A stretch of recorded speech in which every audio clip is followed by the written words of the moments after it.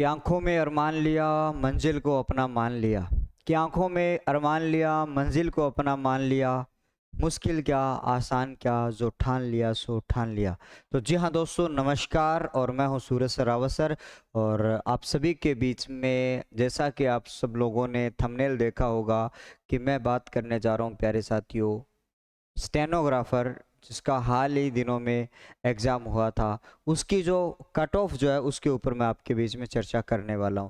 तो सभी साथी एक बार सेशन में जुड़ते हुए अपने साथी मित्रों को ज़्यादा से ज़्यादा शेयर करना है जिन्होंने जो स्टेनोग्राफर का जो एग्ज़ाम दिया था। मैं आज इसमें संभावित कट ऑफ यानी सेफ स्कोर कौन से बच्चे जो है वो आपके सेकंड फेज़ के लिए जो है वो आप एलिजिबल हैं या फिर वो अपनी तैयारी में जुट सकते हैं, यानी कि जो शीघ्र लिपि की बात करते हैं, ठीक है, स्टेनो में शॉर्ट हैंड की बात हम करते हैं, तो उसके ऊपर अपने बात करने वाले हैं। और आइएगा सभी साथी यहाँ पर मिलते हुए आप सभी को अच्छी तरीके से ध्यान में रखना। प्यारे साथियों, मैंने यहाँ पर आपके लिए लिखा है सर, स्टेनोग्राफर कट ऑफ क्या रहेगी, कट ऑफ क्या रहेगी और इतना स्कोर होगा काफ़ी। इस टैगलाइन के साथ में आज का ये सेशन जो है मैं आपके लिए शुरू कर रहा हूँ। और यहाँ पर आपके बीच में लिखा हुआ है प्यारे साथियों, देखिएगा, स्टेनोग्राफर की जो वैकेंसी थी वो प्यारे साथियों कितनी थी, 474 पदों की ये वैकेंसी थी। और जैसे कि अपने बात करते हैं 474 पदों में कैटेगरी वाइज जो है वो सबसे कम पदों की बात करते हैं, तो एससी और एसटी कैटेगरी को यहाँ पर सबसे कम पद मिलते हैं। फिर ओबीसी की बात करूँ फिर, या फिर अपने एमबीसी की बात करें, तो इन सब के लिए ये जो कट ऑफ जो है उनके ऊपर अपने बात यहाँ पर कर रहे हैं। तो आपने पदों का वर्गीकरण तो आप सब लोगों को अच्छी तरीके से पता ही होगा, और विभिन्न यूट्यूबर्स के माध्यम से आपने कट ऑफ भी देख ली होगी। और अच्छा लगे तो देख लेना, और अच्छा ना लगे तो कोई बात नहीं भैया, है ना, चलिएगा। एग्जाम इसका प्यारे साथियों 5 अक्टूबर 2024 को हुआ था। और फॉर्म टोटल भरे गए थे साथियों लगभग जो है वो 1,66,000 तकरीबन, और 46,000 पदों की जो बंदे जो है वो अटेंडेंस रहे थे। यानी माना गया है भैया 72% जो उपस्थिति थी, यानी उसकी अनुपस्थिति थी, यानी कि ये अब्सेंट थे। ठीक है, अर्थात अगर बात करें तो भैया पेपर में 28% विद्यार्थी जो है वो भैया प्रेजेंट हुए थे। ठीक है, तो इसके ऊपर अपने बात करने वाले हैं। आइएगा, ये संभावित कट ऑफ रहने वाली है सूरज सरावत सर, और ये आपके लिए हेल्पलाइन नंबर है। अगर आपको लगे कि हमें मैसेज या करके पूछना है तो आप इन नंबरों के ऊपर पूछ सकते हो। अगर आवश्यकता लगे तो ही करना है, बाकी आप बहुत अच्छे समझदार विद्यार्थी हो। ठीक है, तो आइएगा, हम बात करने जा रहे हैं, बस छोटा सा वीडियो आप सब लोगों के लिए होने वाला है। और ये आपके लिए संभावित कट ऑफ है। यहाँ पर मैंने जो सेफ स्कोर है, यानी कि यहाँ पर मैंने मार्क्स की बात यहाँ पर करी है। देखिएगा प्यारे साथियों, आप सब साथियों को पता होगा कि इसमें क्या हुआ था। एक तो पेपर 1 हुआ था, ठीक है, एक हुआ था प्यारे बच्चों आपका पेपर 1, और एक हुआ था आपका पेपर 2। एक हुआ था आपका पेपर 2। पेपर 2 में आपका हिंदी था, और पेपर ठीक है, उसमें अगर बात करी जाए तो इंग्लिश थे। इसमें आपके 150 क्वेश्चन यहाँ पर आए थे, 100 मार्क्स आपके यहाँ पे थे। ठीक है, ये आपको पता यहाँ से रखना है। इसी तरीके से आपको ध्यान में रखना है, यहाँ पर जीके एंड जीएस का ये पेपर आपका था। और उसकी अगर यहाँ पर बात करी जाए प्यारे साथियों, तो आप सभी को ध्यान में रखना है 150, और यहाँ पर आपको ध्यान में रखना है प्यारे साथियों आपके लिए 100 मार्क्स थे। टोटल अगर मार्क्स की बात करी जाए तो प्यारे साथियों 200 मार्क्स आपके यहाँ पे रहने वाले हैं। और यहाँ पर अगर बात करी जाए प्यारे साथियों, तो ये 300 क्वेश्चन जो है वो आपके रहने वाले हैं। तो मेरिट जो 300 क्वेश्चन और 200 मार्क्स में आपकी बनने वाली है।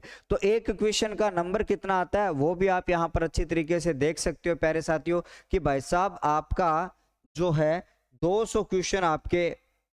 तो अगर यहाँ पर एक क्वेश्चन की अगर मैं बात करूं प्यारे साथियों, तो कितना वेटेज आप इनको दे सकते हो। तो यानी कि आपके जो 60 आपके 6.67 जो है वो एक क्वेश्चन को आपके नंबर आते हैं। ये आप इस तरीके से इसको याद रख सकते हो। ठीक है, अब यहाँ पर ये तो पूरा रेशो था। अब यहाँ पर हम जो मेरिट की बात मैं यहाँ पर कर रहा हूँ, सेफ स्कोर की बात कर रहा हूँ, मैं 200 में से कर रहा हूँ, न कि मैं एमसीक्यूज की बात यहाँ पे कर रहा हूँ। तो आप सीधा सबसे पहले ये बात समझ आना। तो यहाँ पर आप सब लोगों के लिए सबसे पहले यहाँ पर आपके लिए दी गई है प्यारे साथियों जनरल कैटेगरी की बात यहाँ पर अगर करूँ मैं, ये जनरल कैटेगरी की बात यहाँ पर करते हैं प्यारे साथियों। तो उसकी अगर बात करी जाए तो यहाँ पर देखो महिला और आपके मेल और फीमेल, मेल कैंडिडेट की अगर बात करी जाए तो प्यारे साथियों लगभग 140 जो नंबर है, देखो यहाँ पर 140 का मतलब 140 ही मत समझ लेना, नंबर 2-3 कम भी हो सकते हैं और 140 से आपके 145 नंबर भी हो सकते हैं, ये हमारा अंदाजा रहता है। ठीक है, कुछ साथी तो कहते हैं हमने पोल करवाई थी, हमने ये करवाया था। देखो वो पोल वगैरह ऐसे ही होते हैं, जिन्होंने पेपर दिया वो भी पोल कर देता है, जिन्होंने नहीं दिया वो भी पोल कर देता है। ठीक है, लेकिन पेपर का स्तर जो है उसको ध्यान में रखते हुए, पेपर जो है उसके क्वेश्चन बच्चों ने कितने अटेम्प्ट किए, उसके बाद में जो हाजिरी जो है वो किस प्रकार से रही, उन सारी बातों को ध्यान में रखते हुए जो ये आपके लिए अनुमानित सेफ स्कोर जो है वो बताया जाता है। उस हिसाब से मैंने कोई पोल नहीं करवाई है भैया, कुछ भी नहीं करवाया, पोल करवाने का मतलब ही नहीं है, क्योंकि पोल कराने पर यह रहता है कि विद्यार्थी ने पेपर दिया है नहीं दिया, जिसके सामने पोल आई उसने पोल कर दिया तुक्के से। आप इस बात को मानते हैं या नहीं मानते, मुझे तो ये बता दो। बिल्कुल 100% बात है, बिल्कुल सर 100% बात है। इसलिए आपको ध्यान में रखना, अगर आप जनरल कैटेगरी के मेल कैंडिडेट हो तो आपके 140 के इर्द गिर्द आपका स्कोर हो रहा है, यानी लगभग अगर बात करी जाए तो आपका 210 नंबर के 210 एमसीक्यूज आपके राइट हो रहे हैं। तो आप सबको यहाँ पर आपके सेकंड फेज के लिए आपको जाना चाहिए। उसके साथ में अगर अपने फीमेल की बात करें तो यहाँ पर आपके सामने देखिएगा 132 नंबर के आसपास, 130, 132, 135 नंबर तक अगर महिलाओं के जो जनरल कैटेगरी की हैं, जिनका ईडब्ल्यूएस नहीं बना हुआ, वो आपके लिए यहाँ पर सेफ स्कोर आपका रहने वाला है। सर आ जाइएगा यहाँ पर ईडब्ल्यूएस कैटेगरी में। ईडब्ल्यूएस कैटेगरी की मैं अगर बात करूं तो आपकी मेल जो कैंडिडेट है उसकी अगर बात करी जाए तो 132 नंबर के लगभग 130, 132 पुरुषों की बात कर रहा हूं 135 लगभग। अगर आपका ये स्कोर आ रहा है, उससे प्लस आ रहा है तो फिर तो बल्ले बल्ले है, आपको ध्यान में नहीं। ठीक है, अब अगर आ रहा है तो आपको क्या करना भैया, आप ठीक है जो आपकी जो शीघ्र लिपि जो होती है उनकी आप तैयारी करिएगा, यानी कि स्टेनो की आप शॉर्ट हैंड की आप तैयारी करिएगा। और अगर महिला कैंडिडेट हो, आप ईडब्ल्यूएस में महिला कैंडिडेट हो, गर्ल्स कैंडिडेट हो, तो आप 128 के आसपास, 125, 128, 130 के लगभग अगर आपके स्कोर आ रहा है तो आपको भैया टाइपिंग करनी चाहिए। ठीक है, यानी वो आपकी शॉर्ट हैंड की जो है वो आपको यहाँ पे करनी चाहिए। इधर आ जाओ प्यारे साथियों, ईडब्ल्यूएस और एमबीसी और ओबीसी, इन तीनों कैटेगरियों की बात करी जाए तो लगभग उनका स्कोर जो है वो एक जैसा रहता है एग्जाम में, क्योंकि जनरल से नीचे कैटेगरी आती है ईडब्ल्यूएस और ईडब्ल्यूएस से ऊपर की कैटेगरी आती है वो ईडब्ल्यूएस, और एमबीसी और ओबीसी लगभग सिमिलर होते हैं। तो इन तीनों कैटेगरियों के जो अभ्यर्थी हैं इनका जो स्कोर है वो लगभग एक जैसा यहाँ पे रहता है। क्या रहता है, लगभग जो है वो आपका एक जैसा स्कोर जो है वो आपका यहाँ पे रहता है।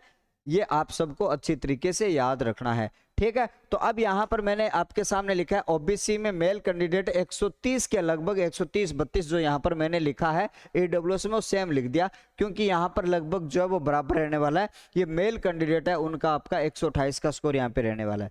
उसके साथ में अगर प्यारे साथियों बात करूँ मैं एमबीसी की, एमबीसी में थोड़ा सा मैंने 2 नंबर डाउन किया क्योंकि एमबीसी में थोड़ा सा क्या 2 नंबर डाउन आपके रह जाते हैं। उसके साथ में आपका फीमेल कैंडिडेट जो है वो आपके एमबीसी कैटेगरी से है, तो उनका जो स्कोर है वो इस प्रकार से आपका यहाँ पे रह सकता है, आप सबको ध्यान में रखना। उसके बाद में अगर यहाँ पर बात करें प्यारे साथियों एससी और एसटी का लगभग जो बराबर रहता है, एससी की थोड़ी सी मेरिट ज्यादा रहती है और एसटी की जो मेरिट है थोड़ी सी क्या रहती है, कम रहती है। तो यहाँ पे देखो मैंने यहाँ पर मेल कैंडिडेट जो एससी के उनका स्कोर यहाँ पर 112 के लगभग मैंने यहाँ पे बताया है, 112 का। ठीक है, और लड़कियों के लिए यहाँ पर मैंने बताया 97, तो 100 के आसपास लड़कियों के आ रहे हैं और 110 की अगर बात करी जाए या 110, ठीक है 110 से 115 अगर आपका स्कोर हो रहा है, अगर लड़कों के हो रहे हैं ऐसी कैटेगरी के आप बच्चे हो तो आपको तैयारी करनी चाहिए भैया। बाद में पछताओगे, ये पछताए क्या होता है जब चिड़िया चुग गई खेत, कि बाद में आप पछताओगे आपने तैयारी नहीं करी। और फिर से अगर आपने तैयारी कर रखी है तो नेक्स्ट वैकेंसी जो है वो आपके लिए उसकी अनाउंसमेंट आपकी हो चुकी है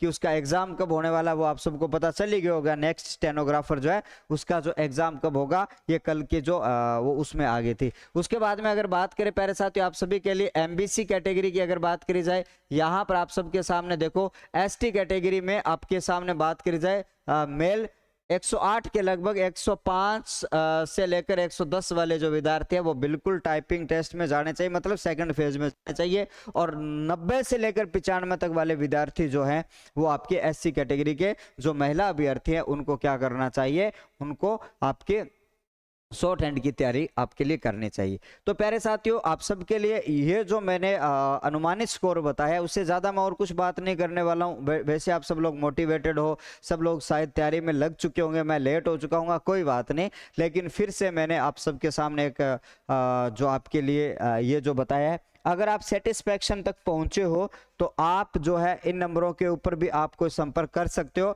उसके साथ साथ में अगर मैं आपको बताऊं, हरियाणा से अगर आपको बीएसटीसी करनी है तो आप मुझे इस नंबर के ऊपर संपर्क कर सकते हो। अगर आपको हरियाणा से बीएसटीसी करनी है तो आप इन नंबरों के ऊपर क्या कर सकते हो भैया, संपर्क करके आप पूरी जानकारी प्राप्त कर सकते हो। कैसे करनी है, क्या आपको करना है, किस तरीके से प्रोसेस रहता है, क्या फीस रहती है, फीस को कैसे कैसे देना होता है, एक साथ नहीं देना होता, ये तमाम जानकारी आप इस नंबर के ऊपर व्हाट्सअप मैसेज करके मुझसे आप प्राप्त कर सकते हो।